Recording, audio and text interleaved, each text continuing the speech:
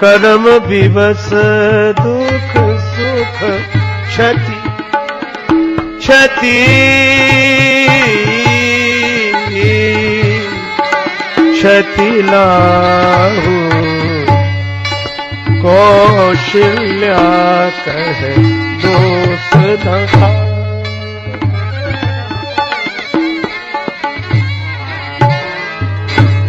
कौशल्या जी कहती इसमें किसी का दोष नहीं है। सब कह रहे विधाता का दोष है, ब्रह्मा जी का दोष है, पर मुझे तो लगता है ये दोष उनको वही देते हैं जिन्हें होश नहीं। देखो कौशल्या कहे दोष न काहू, कर्म विवश दुख सुख क्षति लाहू। अपने भाग्य का भोग ही अपने सामने आता है। दुख सुख अपना प्रारब्ध जैसा जहां से वैसे परिणाम मिलते वहां से, वैसे परिणाम मिलते वहां से। मीठे फल अब मिलेंगे कहां से, बीज कड़वे तो बो ही चुके हो। राही जागो हुआ अब सवेरा, पूरी रजनी तो सो ही चुके हो। अपने जीवन की अनमोल श्वासा व्यर्थ विषयों में खो ही चुके हो। मांगता ही रहा भोग भिक्षा, पूरी हुई ना कभी मन की इच्छा, पूरी हुई ना कभी मन की इच्छा। भूल कर संत सद्गुरु की शिक्षा, सैकड़ों बार रो ही चुके हो। राम सीता प्रणत के हैं पालक, सोचो राजेश हम उनके बालक, सोचो राजेश हम उनके बालक। बन के बेकार दुनिया में मालिक, व्यर्थ का बोझ ढो ही चुके हो। राही जागो हुआ अब सवेरा,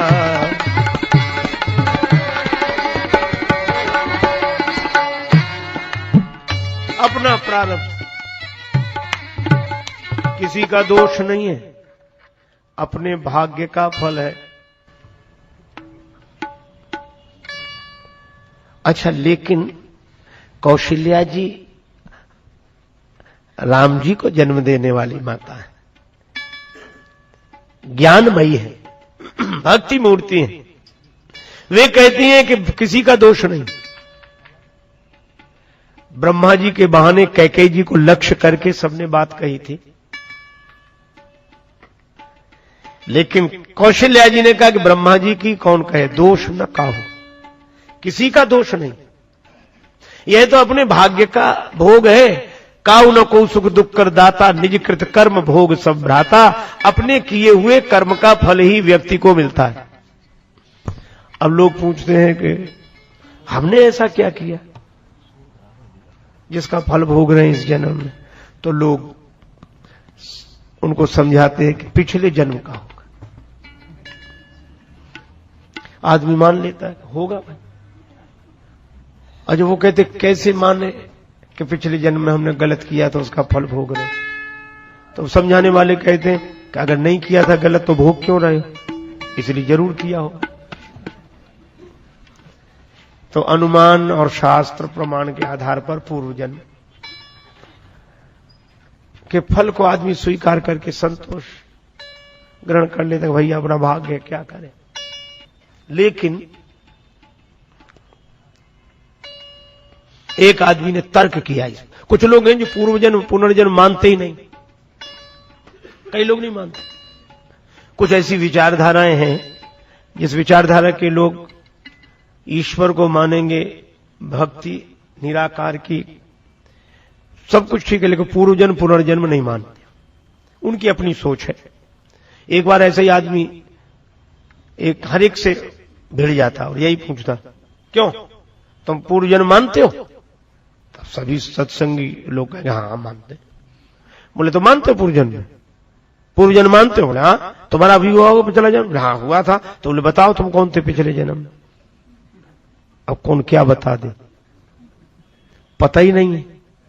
थे जरूर, ऐसा अनुमान लगता है और शास्त्र भी स्वीकार करते हैं, इसलिए मानना पड़ता है कि थे जरूर, लेकिन कौन थे ये याद नहीं। पिछले जन्म में हमें आपको किसी को याद नहीं, और हमें तो लगता है कि अच्छा ही है कि याद नहीं। इसी जन्म के जो याद है वो तो इतना परेशान किए हैं, उन्हीं के मारे चैन से नहीं रह पा रहे। और कहीं पिछले जन्म के भी याद होते।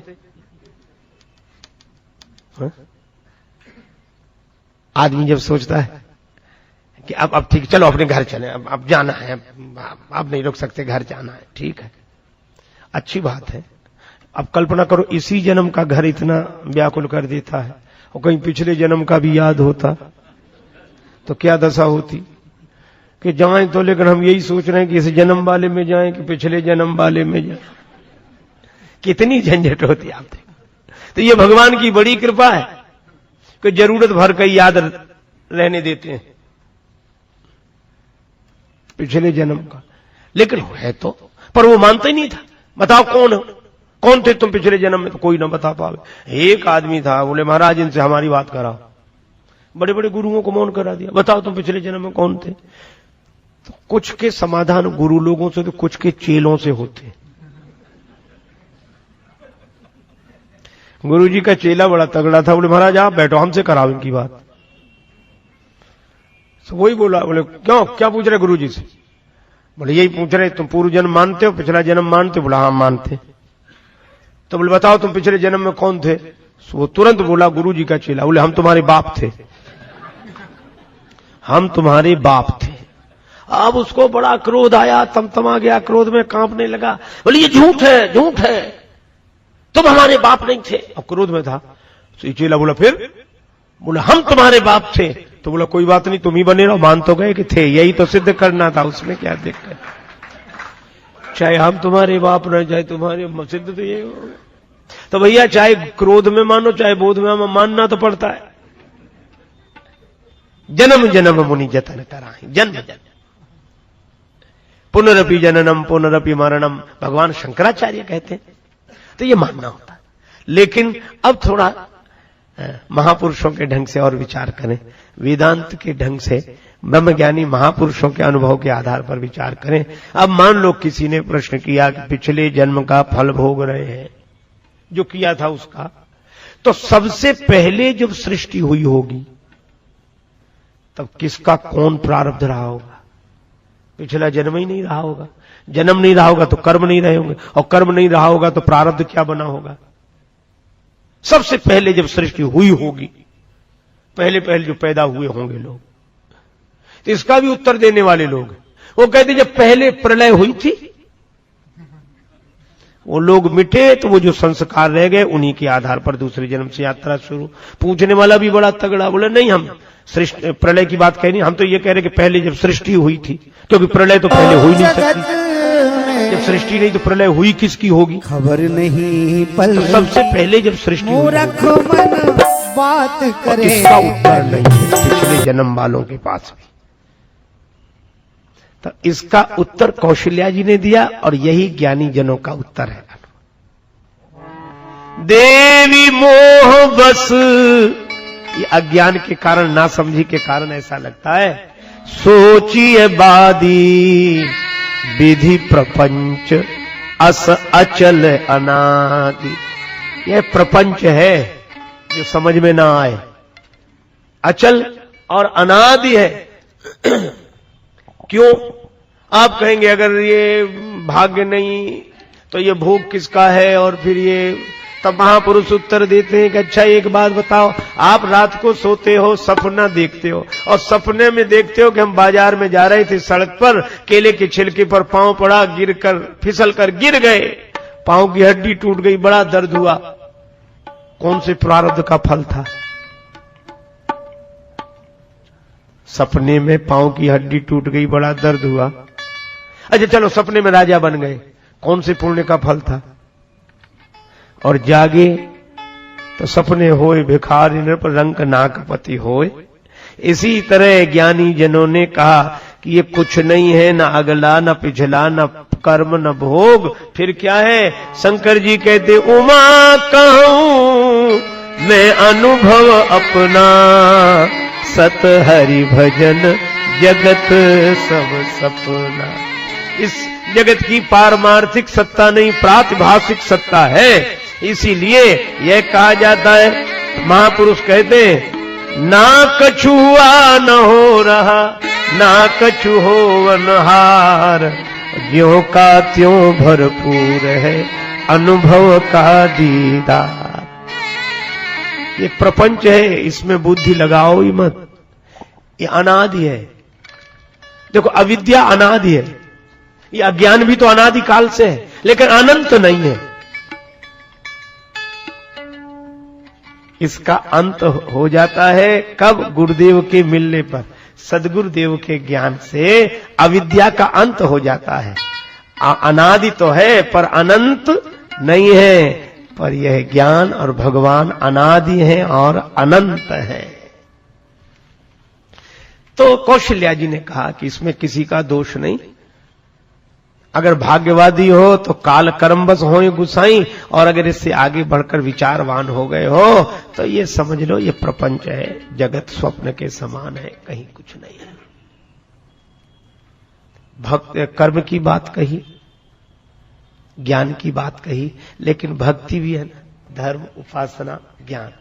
कौशल्या जी ये कहते कहते भाव विह्वल हो गई, उनके आंखों से आंसू बरसने लगे।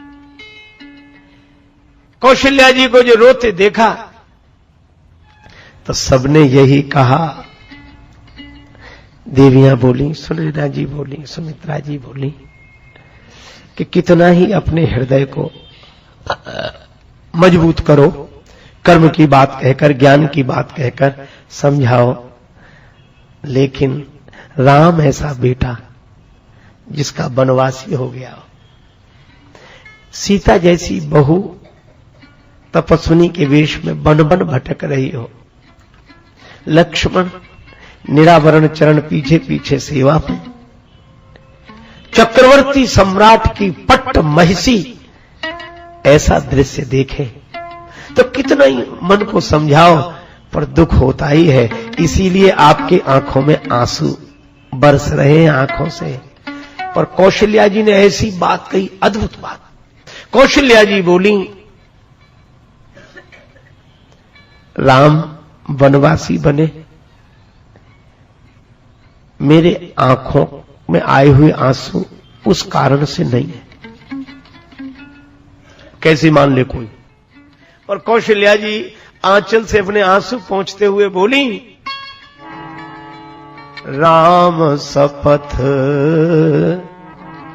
मैं कीन न काऊ।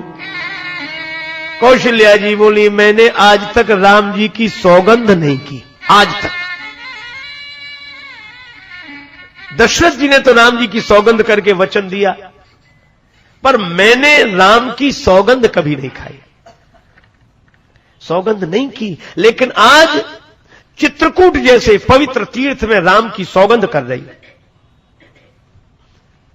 राम शपथ मैं कीन न काऊ, सो करी कहूं सखी सति भाव।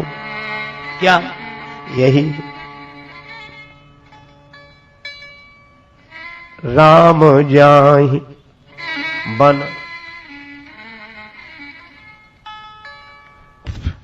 राम जी वन को चले जाएं, इसका मुझे दुख नहीं है।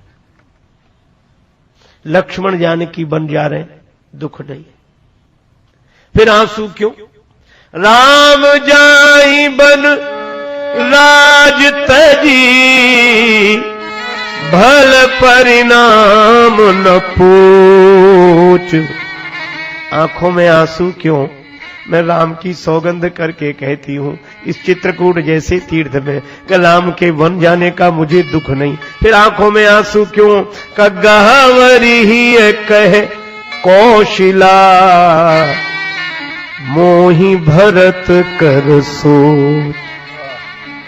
मुझे तो भरत की चिंता है, भरत का दुख है मेरे मन में। भरत का क्यों? अब कौशल्या जी आंसू नहीं रोक सकी, कहने लगी महाराज दशरथ अब नहीं है, पर जब थे तब अयोध्या नरेश महाराज दशरथ बार बार एक ही बात कहते हैं। जब मेरे भवन में विश्राम करते, मैं उनकी चरण सेवा करती, तो कभी कभी भाव विह्वल होकर अयोध्या नरेश महाराज दशरथ उठकर बैठ जाते और कहते कौशल्या कुछ कहना चाहता हूं। हां कहिए। एक दिन मैं तो नहीं रहूंगा, पर मेरी एक बात कही हुई याद रखना। क्या? जानती हो इस रघुवंश रघुकुल का दीपक कौन है जो इस रघुकुल को अपने श्वेस के प्रकाश से भर देगा? कौशल्या जी मैं सोचती थी शायद राम का नाम लेंगे। मैं कहती कौन है? तब श्री दशरथ जी भाव विभोर होकर कहते इस रघुवंश के कुल का दीपक अगर कोई है तो वह है भरत। और एक बार नहीं, जानेऊ सदा भरत कुल दीपा, बार बार मुह कहेऊ महीपा। बार बार महाराज दशरथ ने कहा कि मैं तो नहीं रहूंगा, पर मेरी बात याद रखना, इस रघुवंश के कुल का दीपक, रघुकुल का दीपक कोई है जो स्वयं के प्रकाश से इस वंश को भर देगा, वह भरत है। कौशल्या जी कहती हैं कि मैं दो दो को खो चुकी हूं। सूर्य अस्त हो जाए तब प्रकाश पाने की कोई व्यवस्था नहीं रहती, और सूर्य अस्त हो गया। अयोध्या का सूर्य तो महाराज दशरथ के साथ अस्त हो गया। अथयऊ आज भानु कुल भानु, सूर्य वंश का सूर्य दशरथ जी के साथ अस्त हो गया। सूर्य के अस्त होने पर मणि से प्रकाश मिलता है, और मणि है राम। जाए दीख रघुवंश मणि, और मणि चली आई वन में। और लक्ष्मण क्यों चले आए? बोले जहां मणि वहां फणी। तो जब सूर्य अस्त हो गया हो और मणि रहे नहीं संग, तब तो दीपक का ही सहारा होता है, उसी से प्रकाश होता है दीपक का। और दीपक जाने सदा भरत कुल दीपा। तो मुझे सोच यह है कि ये भरत रूपी दिया कहीं बुझ न जाए। और इसे कौन बुझाएगा? हवा। हवा कौन सी? का काहि न शोक समीर डुलावा। शोक का समीर इस भरत रूपी दिए को बुझा न दे, यही मुझे डर है। मैं सूर्य को खो चुकी हूं, मणि मुझसे दूर चली गई है, अब तो दिए का ही भरोसा है। और ये दीपक कहीं राम विरह में शोक के समीर के कारण बुझा न दिया जाए। मोरे सोच भरत कर भारी। एक बार नहीं, दूसरे मुझे भारी सोच है भरत का। और जब कौशल्या जी ने यह रोकर कहा कि मुझे भरत की चिंता है, देखी स्वभाव कहत सब कोई,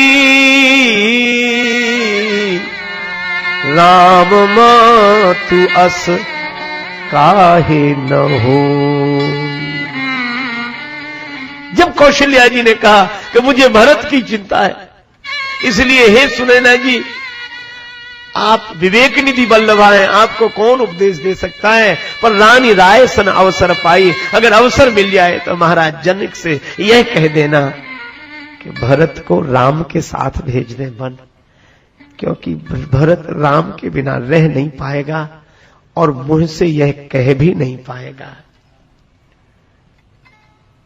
रहे नीक मुह लागत नाही, गूढ़ स्नेह भरत मन माही, रहे नीक मुह लागत नाही।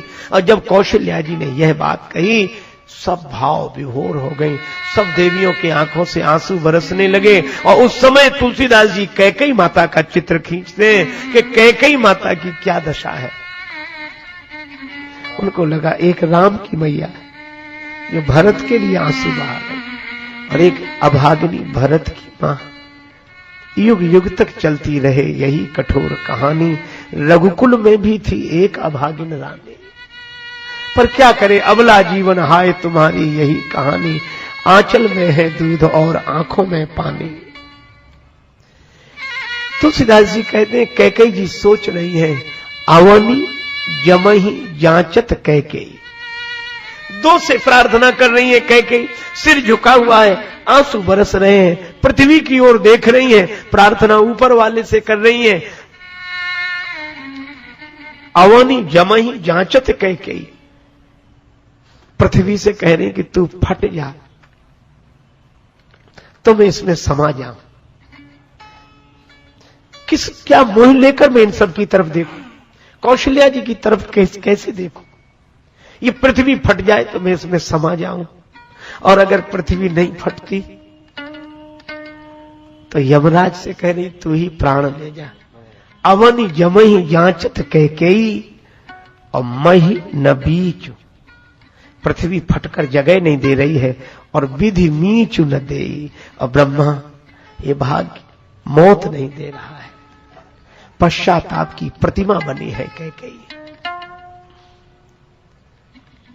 सुनैना जी ने भी देखा यह शोक का वातावरण, जैसे करुणा जन करुणा बहुबेश विसूरति, जैसे करुणा अनेक रूपों में प्रकट होकर आंसू बहा रही हो। सुनैना जी ने सिय हित विनय सुनाए, आज्ञा हो। कौशल्या जी से कहा तो बेटी जानकी को मैं अपने साथ लेती जाऊं, पिता से मिल लेगी। कौशल्या जी ने कहा कि इसमें क्या पूछा।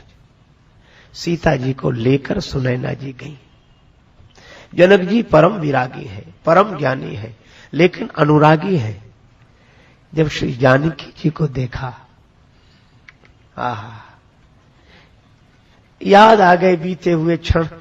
इसी बेटी को डोली में बिठाकर विदा किया था, इसी के लिए कहा था कांकरी हूं जो सिया के कबों पग में गड़े तो पतिया लिखती जो। और वही आज वन में और इस तपस्वनी वेश में। जनक जी के आंसू तो आए पर शोक के नहीं। पुत्री पवित्र किए कुल दो। तुलसीदास जी कहते हैं महाराज जनक ने कहा कि मेरी पुत्री ने, पुत्र तो नहीं था, पुत्री थी, लेकिन पुत्री ने दोनों कुलों को पवित्र कर दिया, पिता के कुल को भी और पति के कुल को भी।